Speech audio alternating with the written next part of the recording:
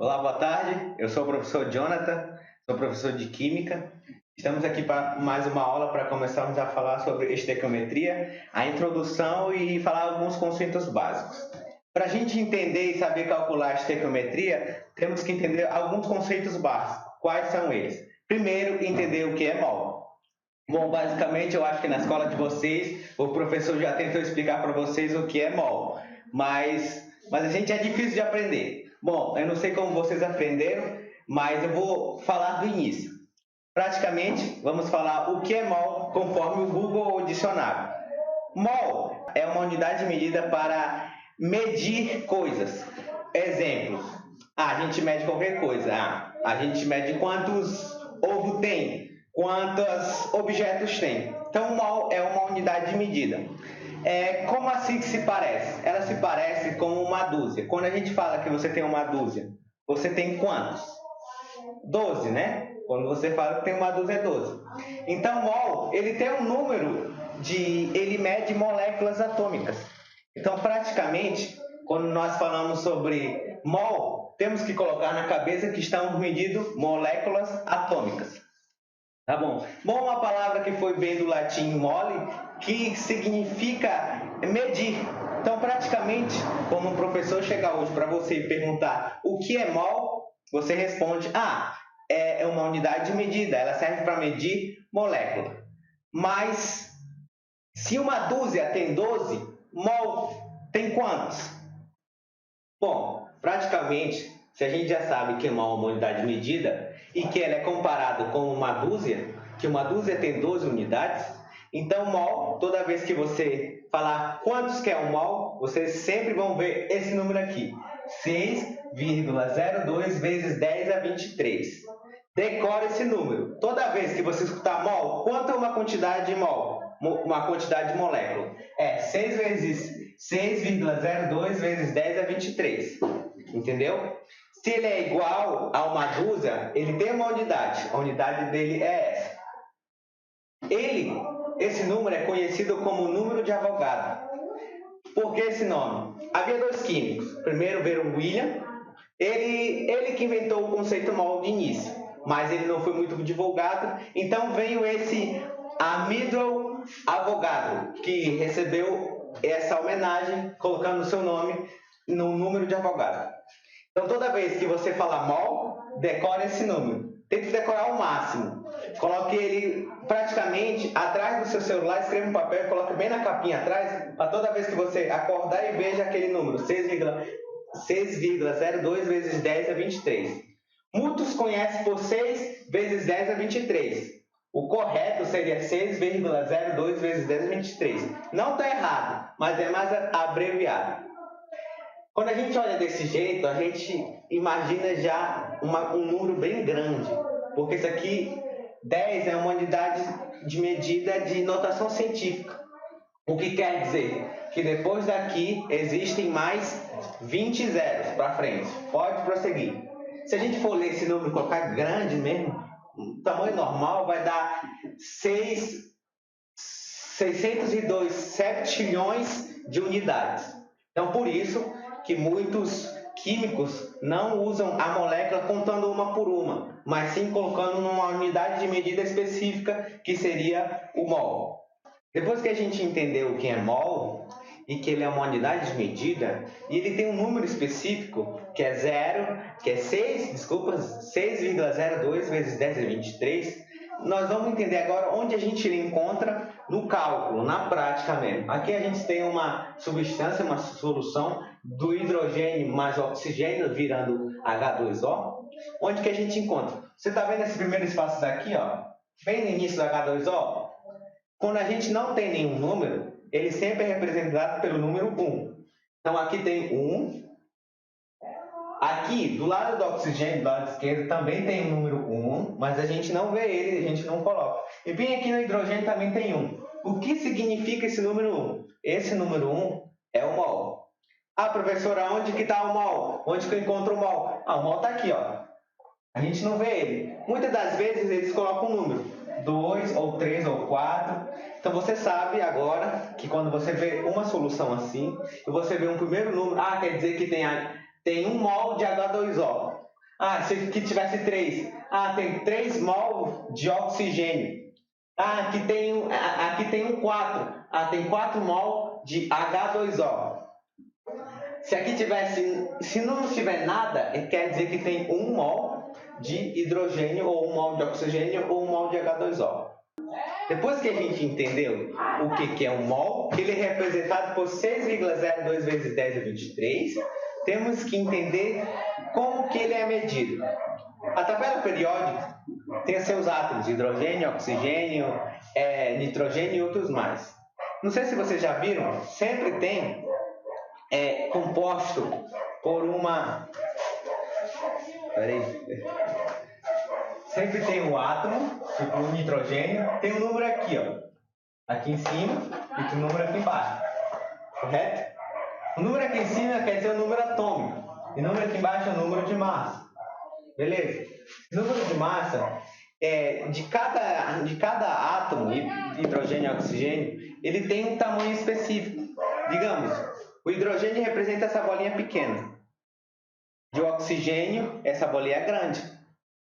Imagina vocês, se eu tiver 10 bolinhas desse aqui, 10 bolinhas, e 10 bolinhas dessa, eles têm o mesmo peso? Quem vai ser mais pesado? A grande, né? Se eu tiver 10 bolinhas dessa, vai ter mais peso. Se eu tiver 10 bolinhas dessa, vai ter menos peso. Mas eu quero que, tipo assim, eu quero que elas tenham a mesma 1 kg as duas. Eu quero que as duas tenham 1 kg. Então, para ter 1 kg nessa, eu preciso de 50. E para ter 1 kg nessa, eu preciso de 100. O dobro, entendeu? Então a quantidade é diferente, mas as duas têm a mesma quantidade de mol, uma molécula. Uma dúzia, não é 12? Entendeu? Mas se eu tiver uma dúzia de violão, é quantos? O peso vai ser diferente. Vai ser, esse aqui é mais pesado. Se eu usar um ovo, vai ser mais leve. Então isso muda conforme os átomos. O hidrogênio às vezes é mais pesado, o oxigênio às vezes é mais leve. Isso a gente está aprendendo um pouco. A gente entendendo o conceito de mol, temos que entender medidas. Digamos, o que diz a você o que é um metro? Um metro, se eu pegar uma régua ou pegar uma coisa de medir e tem 1 metro, ele é dessa largura assim.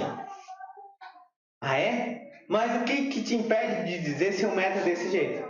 É uma medição, é algo internacional que foi medido e criou assim e é assim para sempre. Beleza. Na molécula, no números atômicos, no número de mol e nas partículas, também não tem uma unidade medida, que seria o peso. Digamos assim, pode mostrar o carbono? Aí. O carbono, ele é referência para medir todos os átomos, hidrogênio, oxigênio, nitrogênio, enxofre e outros.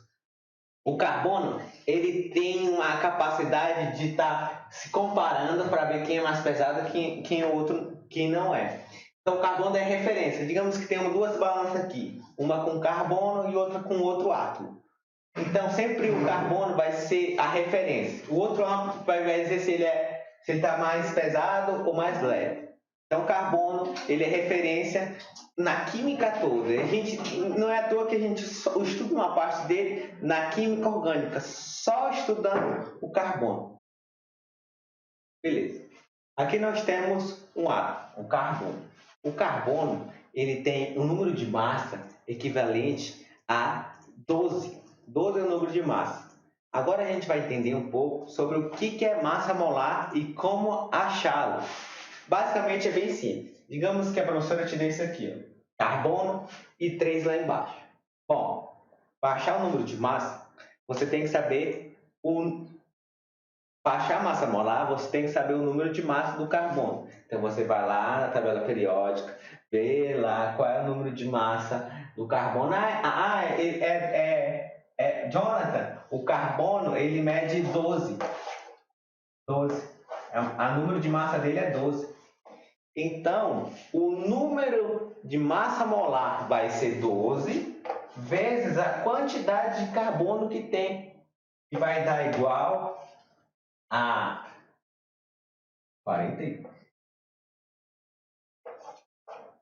46 o quê? Aí a gente vai colocar o quê?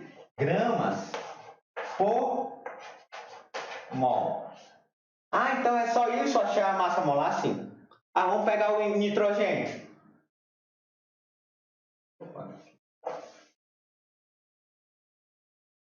O nitrogênio, vamos pegar que tem 4 aqui. O nitrogênio, ele tem a massa, o número de massa é 14. Só que ele quer que tu ache a massa molar. Beleza, você tem o número de massa do nitrogênio 14, e ele tem 4 nitrogênios, então é 14 vezes 4. Vamos fazer essa continha aqui, ó. 4 vezes 4, 16, vai 1, 4 vezes 1, 4, mais 1, 5. 56 o quê? Não se esqueça da unidade de medida, que é gramas por mol.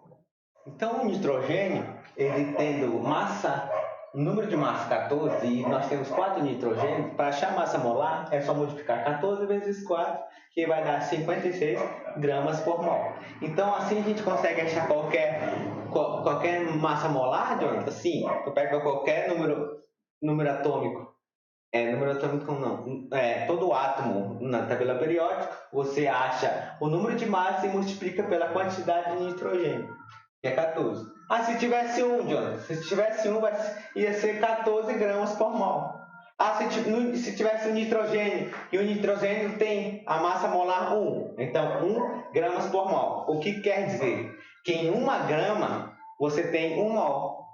E aqui no nitrogênio, se tivesse 1 aqui, queria dizer que em 14 gramas de nitrogênio você tem 1 mol. Então muda. Então o hidrogênio tem 1 grama, já tem 1 mol. Já o nitrogênio tem 14 gramas e tem 1 mol só. Tu viu a quantidade são diferentes? O que quer dizer isso aqui? Ó? Um exemplo. O peso são diferentes. Como assim? Digamos que você tem 10 bolinhas desse tamanho e 10 bolas desse tamanho. Elas vão ter o mesmo peso? Não. Uma é maior e outra é pequena. Se eu colocar 10, uma vai ter um peso maior e outra vai ter um peso menor. Então, praticamente é igual nos átomos. Um tem peso maior que o outro e por isso a quantidade de gramas é menor, mas o mol continua o mesmo. É isso aí que a gente pode encontrar na massa molar.